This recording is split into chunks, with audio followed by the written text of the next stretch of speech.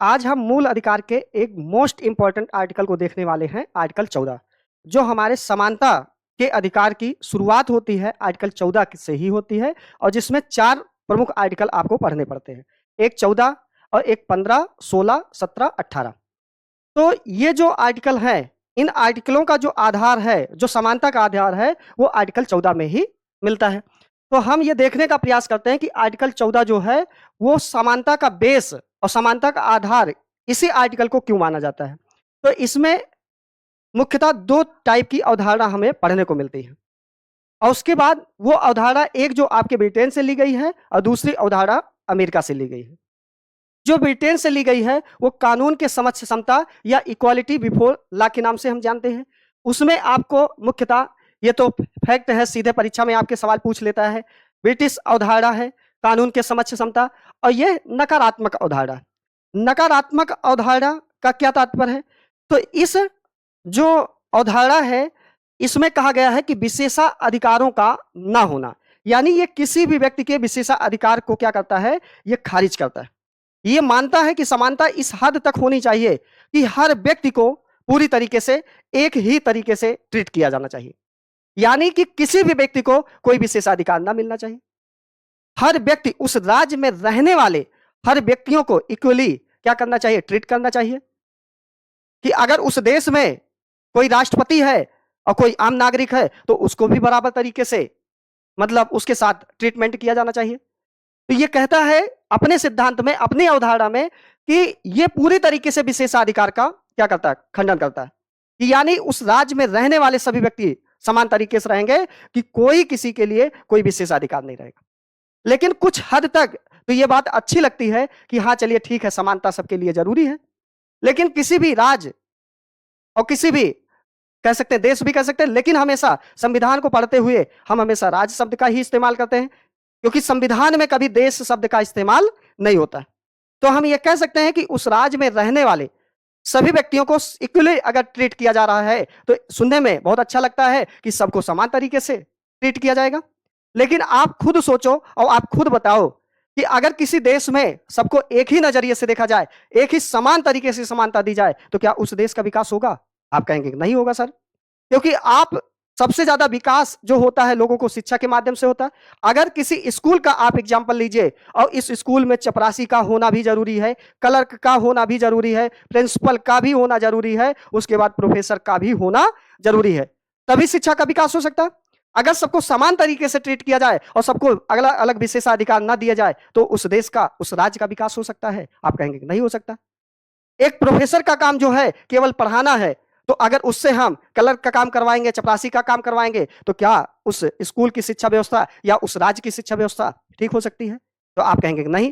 तो कह सकते हैं कि हाँ, एक स्तर तक ये सारी चीजें अच्छी हैं, लेकिन उसके बाद जब देश का विकास करना, राज्य का विकास करना है, तो कुछ कुछ लोगों को विशेषाधिकार भी मिलने चाहिए, तभी उस देश का विकास, उस राज्य का विकास हो सकता है।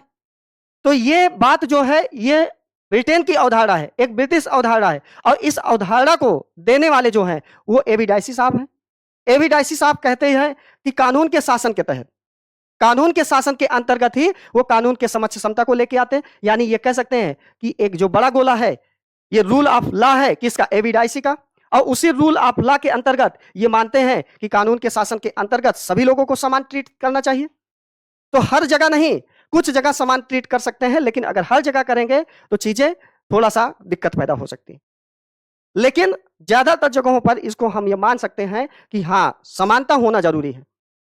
कभी कभी विशेषाधिकार होता है, वो भी लोगों की आजादी, लोगों की स्वतंत्रताएं कम कर सकता है, लेकिन जितना कम नहीं करेगा उससे ज्यादा वो देश का विकास भी कर सकता है।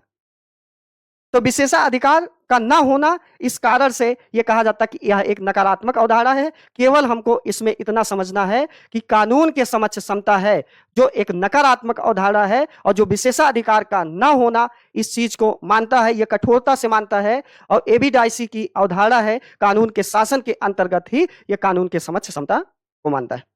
यह चीज आप समझ गए। थोड़ा सा और इसको हम अच्छे से समझें। कहने का मतलब कानून के जो समक्ष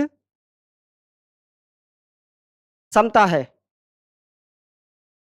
वो इस बात पर जोर देता है कि एक किसी भी राज्य में अगर कोई भी, जैसे मान लीजिए आईएएस का कोई फॉर्म आया, तो आईएएस के फॉर्म के तहत यह कहता है कि सभी लोगों को समान ट्रीटमेंट किया जाएगा, चाहे कोई ओबीसी हो, चाहे कोई जनरल हो, चाहे कोई एससी हो, या चाहे कोई एसटी हो। ये कानून के समक्ष समता जो हम पहली अवधारणा पढ़ रहे हैं, ब्रिटिश अवधारणा, जो नकारात्मक अवधारणा है, वो कहता है कि हम किसी भी तरीके से किसी को कोई विशेषाधिकार, किसी को कोई तरीके से कोई छूट नहीं देंगे। हर व्यक्ति को इक्वली क्या किया जाएगा, ट्रीट किया जाएगा। सभी लोग फॉर्म डाल सकते हैं, सभी लोग आईएएस बन सकते हैं, लेकिन उसमें किसी को छूट नहीं दी जाएगी। यह है हमारी पहली अवधारणा, जो आप इसको समझ गए। और आपसे सवाल कई बार पूछा गया कि यह अवधारणा किसके द्वारा दी गई, तो एबी डायसिक के द्वारा दी गई। अगला जो दूसरी अवधारणा इसमें पढ़ते हैं, इक्वल प्रोटेक्शन ऑफ लॉज की, जो विधियों के समान संरक्षण की बात करता है, इसमें भी आप ये जानिए कि ये एक सकारात्मक अवधारणा है। और उसके बाद ये अमेरिका की अवधारणा से लिया गया है। इसमें दो बातें जो समझने वाली हैं, वो है एक आनुपातिक अवधारणा और दूसरा है समान परिस्थिति वाले लोगों के साथ समान व्यवहार करना। ये क्या चीज है? तो आप ये जानिए कि जो आनुपातिक अवधारणा है, जो इक्वल प्रोटेक्शन ऑफ लॉज यानी विधियों के समान संरक्षण की बात करता है, तो ये कहता है कि अगर किसी के पास मान लीजिए 10 रुपए हैं और वो 10 रुपए 5 लोगों में बांटना है, कितने?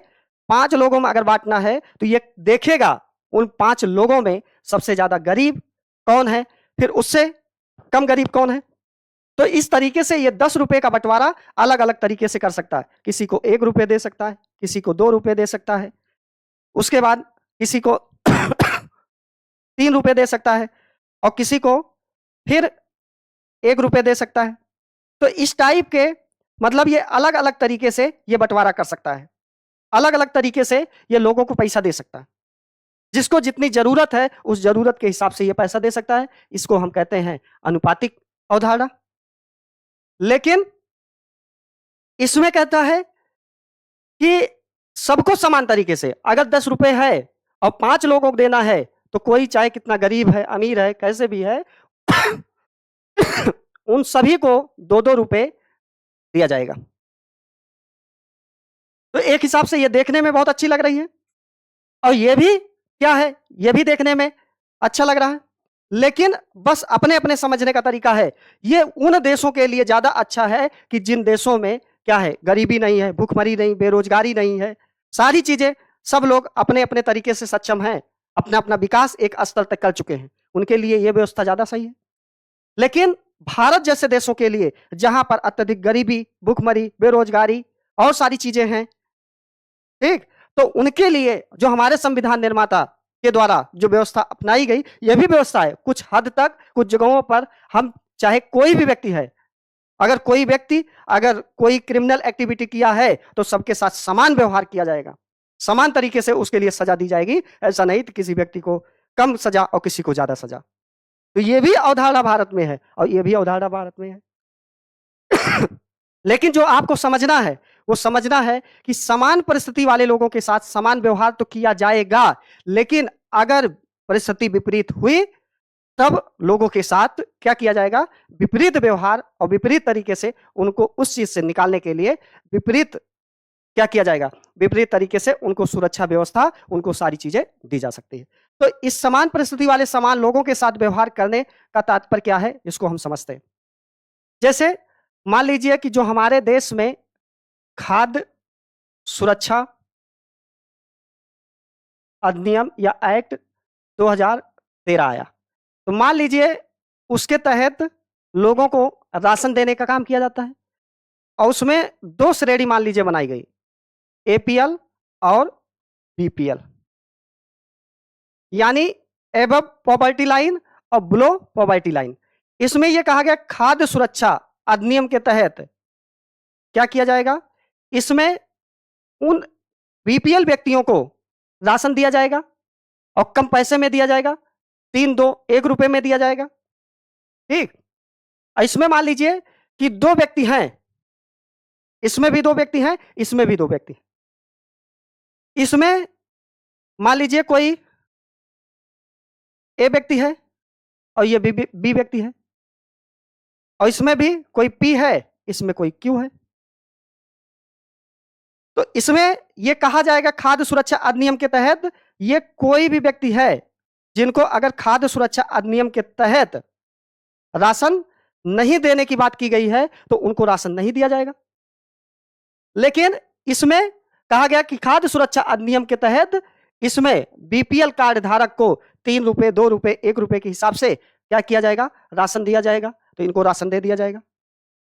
लेकिन ये किसी भी तरीके से खाद्य सुरक्षा अधिनियम के तहत इनको लाभ नहीं दिया जाएगा, क्योंकि ऐसा सरकार का मानना है कि ये लोग अमीरी से ऊपर उठ गए हैं और जो गरीबी से नीचे हैं उन्हीं लोगों के लिए राशन की व्यवस्था की गई है। तो ये मान सकते हैं कि हाँ, ये बात सही है। दूसरा एग्जाम्पल, मान लीजिए कि कोई आईएएस का फॉर्म आया और आईएएस के फॉर्म में जो हमारे यहाँ कैटेगरी बनाई गई है वो जनरल की, ओबीसी की और एससी की, और उसके बाद चौथी कैटेगरी एसटी की बनाई गई। तो समान परिस्थिति में समान व्यवहार किया जाएगा। अगर भारत देश धीरे धीरे अमीर होता चला जाएगा, सक्षम हो जाएगा, एक विकसित कंट्री बन जाएगा, तो आने वाले समय में जब आईएएस का फॉर्म पड़ा जाएगा तो उसके लिए सबके लिए समान व्यवस्था की जाएगी। लेकिन देश में गरीबी है, भूखमरी है, बेरोजगारी है, या कुछ लोग शिक्षा के लिए या शिक्षा से वंचित रह गए, वो मुख्य धारा में नहीं जुड़ पाए, तो उनके लिए सरकार अलग व्यवस्था कर सकती है। तो ये कह सकती है अलग व्यवस्था में कि जनरल के लिए एक अलग फीस रख सकती है, ओबीसी के लिए अलग फीस रख सकती है, एससी के लिए अलग, एसटी के लिए अलग रख सकती है। और इस स्तर पर भी छूट दी जा सकती है। और दूसरे स्तर पर कि चूंकि ये लोग ज्यादा जल्दी मुख्य धारा से जुड़ गए, तो ये कहा जा सकता है इनको कोई भी जो नंबर है, जो आईएएस बनने के लिए जो नंबर की जरूरत पड़ती है, इनको ज्यादा नंबर लाया जा सकता है, इनको कम नंबर, इनको और कम नंबर, इनको और कम नंबर, ताकि भी ये आईएएस बन सकते हैं। तो ये कहा गया कि समान परिस्थिति में समान व्यवहार किया जाएगा, लेकिन विपरीत परिस्थिति में विपरीत व्यवहार किया जा सकता है। ये अवधारणा जो ली गई, ये कहां से ली गई, ये आपके अमेरिकन अवधारणा है। कैसी अवधारणा? अमेरिका की अवधारणा है। तो शायद आप ये समझ गए कि आर्टिकल 14 में जो है वो 2 तरीके की अवधारणा के ऊपर काम करता है। एक आपके विधि के समक्ष समता और एक विधियों के समान संरक्षण। विधि के समक्ष समता ये ब्रिटिश अवधारणा है, एक विशेषाधिकारों का ये खंडन करता है, ये पूरे सभी लोगों को समान ट्रीट के तरीके देखता है। जबकि जो अमेरिकन अवधारणा है, जो विधियों के समान संरक्षण है, ये अमेरिका की अवधारणा है और इसमें कहता है कि विपरीत परिस्थिति नहीं रहेगी तो सबके साथ समान व्यवहार किया जाएगा, लेकिन अगर विपरीत परिस्थिति रहेगी तो लोगों के साथ अलग तरीके की व्यवस्था करके उनका विकास किया जा सकता है।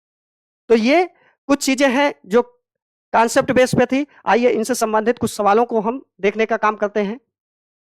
तो भारतीय संविधान का अनुच्छेद 14 किससे संबंधित है? तो वो है विधि के समक्ष समानता और विधियों के समान संरक्षण से संबंधित है। अगला, इक्वालिटी बिफोर लॉ की अवधारणा किस देश से ली गई है? तो कहां से? ब्रिटेन से ली गई है, जैसा कि अभी आप देखें। उसके बाद इक्वल प्रोटेक्शन ऑफ लॉज यानी विधियों के समान संरक्षण की अवधारणा कहां से ली गई? अमेरिका से ली गई, ये चीज भी आप जानते हैं। उसके बाद अनुच्छेद 14 के तहत उचित वर्गीकरण रीजनेबल क्लासिफिकेशन के लिए कौन से 2 आधार आवश्यक हैं? वो है बोधगम्य भिन्नता और तर्क संगत संबंध होने चाहिए। उसके बाद अनुच्छेद 14 का लाभ किसे प्राप्त है? तो आप जानते हैं कि कुछ अनुच्छेद केवल भारतीयों के हैं, केवल भारतीयों के लिए संरक्षित है, लेकिन आर्टिकल 14 जो है वो भारत और प्लस विदेशी दोनों व्यक्तियों के लिए है। तो ये कह सकते हैं ये प्रत्येक व्यक्तियों को मिलता है जो भारत में रह रहे हैं। अगला, निम्नलिखित में से कौन सा सिद्धांत अनुच्छेद 14 की आधुनिक व्याख्या से संबंधित सबसे अधिक संबंधित है? तो ये चीज आप जानना है और इसका उत्तर आपको कमेंट बॉक्स में देना है। और आपको थोड़ा सा हिंट दे देते हैं कि अनुच्छेद जो 14 है वो समानता की बात करता है। चाहे समानता जिस स्तर से लोगों को मिले, लेकिन समानता ही उनको देना है। और समानता तभी मिल सकती है कि जब उस राज्य में या उस देश में होने वाली मनमानी को रोका जा सके, लोग मनमाने ढंग से अपना विकास ना करें, एक सिस्टम से जुड़ के एक सिस्टमेटिक तरीके से अपना विकास करें, तो वो समानता का सबसे अच्छा उद्देश्य माना जाता है। तो मिलते हैं अपने अगले वीडियो में, तब तक के लिए जय हिंद, जय भारत।